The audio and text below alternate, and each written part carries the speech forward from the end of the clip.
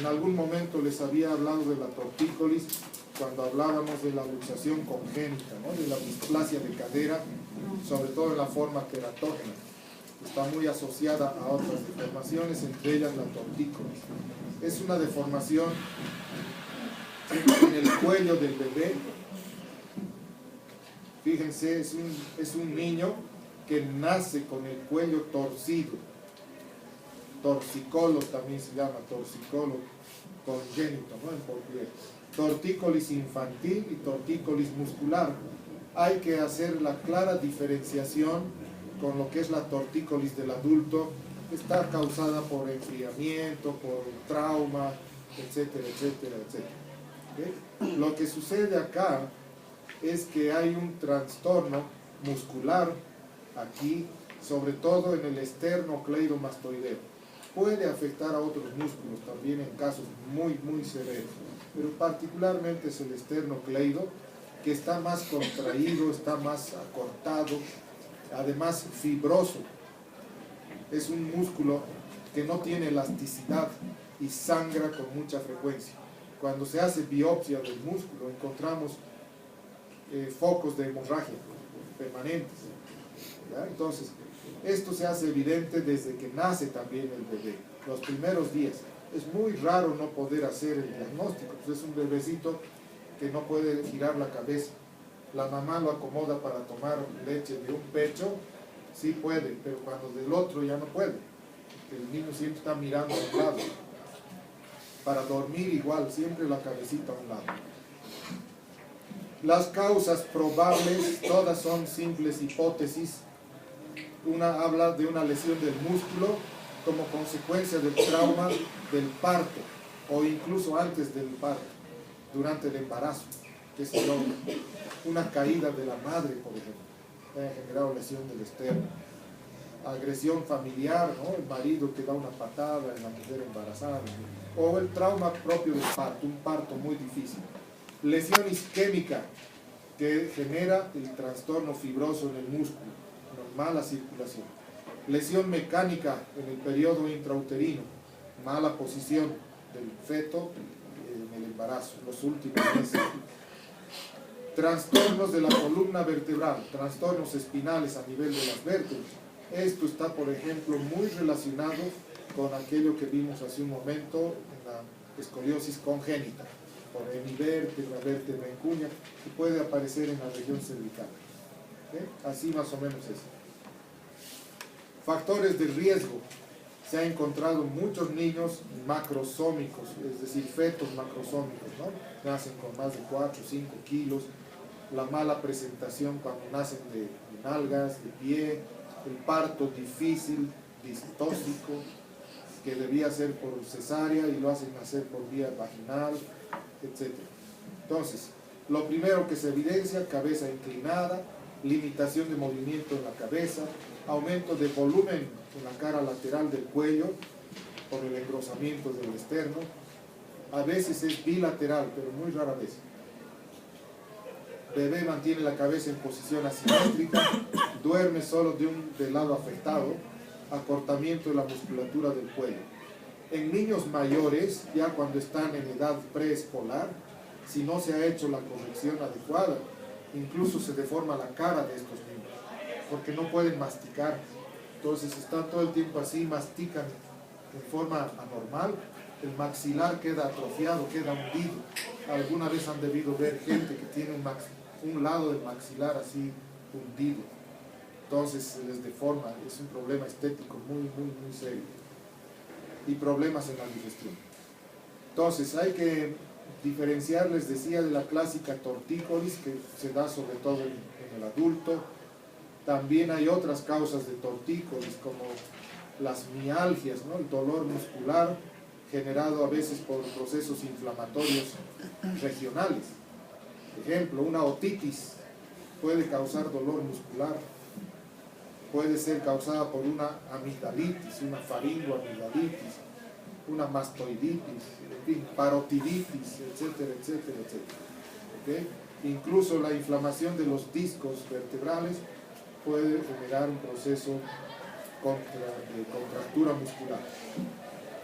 El diagnóstico clínico es a veces suficiente, porque se palpa el esternocleido engrosado, acortado, incluso adolorido, pero siempre es importante tener radiografía y ultrasonografía, ¿no? La ultrasonografía nos permite medir el aumento de volumen del músculo.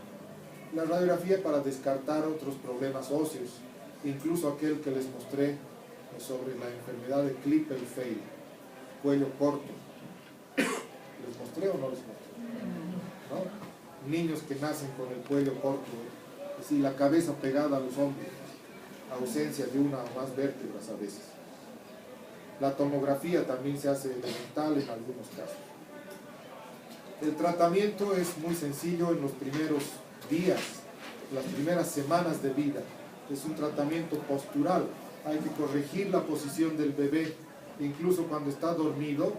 De dormido hay que girarle la cabecita. Es bueno a veces colocar en la cuna, en la cunita, en la cama donde duerme el bebé, algunos diseños musicales y cositas por el estilo que atraigan la mirada del bebé para poder girar la cabeza, ¿no? Masajes muy suaves que los tiene que hacer la mamá, el papá, a veces con ayuda de un fisioterapeuta, en fin. Y en casos más severos hay que operarlos a estos niños. Hay que operarlos, hay que hacer una miotomía, hay que seccionar el esternocleidomastoideo a diferentes niveles para poder corregir. Y se coloca un aparato de yeso similar a este. Bueno, hoy en día ya no se usa mucho el yeso, ¿no? De hecho, se puede confeccionar el aparato en otros materiales, de plástico, fibra, en fin, ¿no? Que no sea tan aparatoso. Pero se tiene que utilizar durante varias semanas este aparato, a veces hasta 2 meses inclusive, para tener una corrección adecuada. Si se le retira antes de tiempo, reproduce la deformidad. Enfermedad de Sprengel es otra enfermedad congénita, bastante común. Lo que pasa es que no está bien diagnosticada en la mayor parte de los casos. También se conoce como elevación congénita de la escápula, del omóplato, o escápula alta congénita. Entonces son niños que nacen con un hombro más elevado que el otro. Cuando se lo ve al niño uno dice esto debe ser escoliosis y lo tratan por escoliosis equivocadamente. El problema está en la escápula. No solamente está elevada, sino también está rotada, y eso va a generar una limitación en el movimiento del hombro. Imagínense si se lo deja así al bebé hasta que llega a la edad adulta, ese bracito no desarrolla, pues, porque falta de movimiento. No se olviden que la función hacia el órgano, ¿no? Ok, entonces se caracteriza por una mala posición y malformación o a veces bilateral de la escápula. Ahí está, así es como se lo ve al bebé. Mala posición es una elevación de la misma, de forma que asciende hacia la nuca, y la malformación es una disminución en su tamaño, abombamiento excesivo de la escápula. Ok, entonces, ¿qué es lo que sucede en el fondo anatómico? Los primeros meses de gestación es que se produce un descenso gradual de la escápula.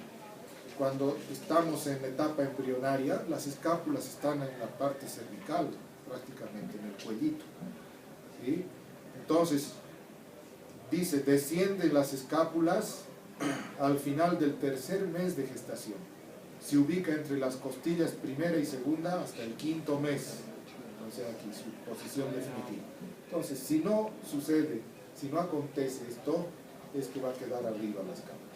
Ahí está. Parece una escoliosis, ¿no? Niño, el cuadro clínico muy evidente, niño con un hombro más alto que el otro, cuello corto.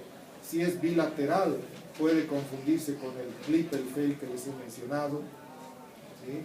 Limitación en los movimientos del hombro, el omóplato es más pequeño, mal desarrollado, etc. Diagnóstico diferencial con las enfermedades, las deformaciones que ya les he mencionado antes. Escoliosis congénita, el Klippel-Feil, que es el cuello corto congénito, niños que nacen a veces con ausencia de una vértebra cervical, o las vértebras están soldadas, tortícolis y la escápula alada, ¿Alguien sabe qué es la escápula alada?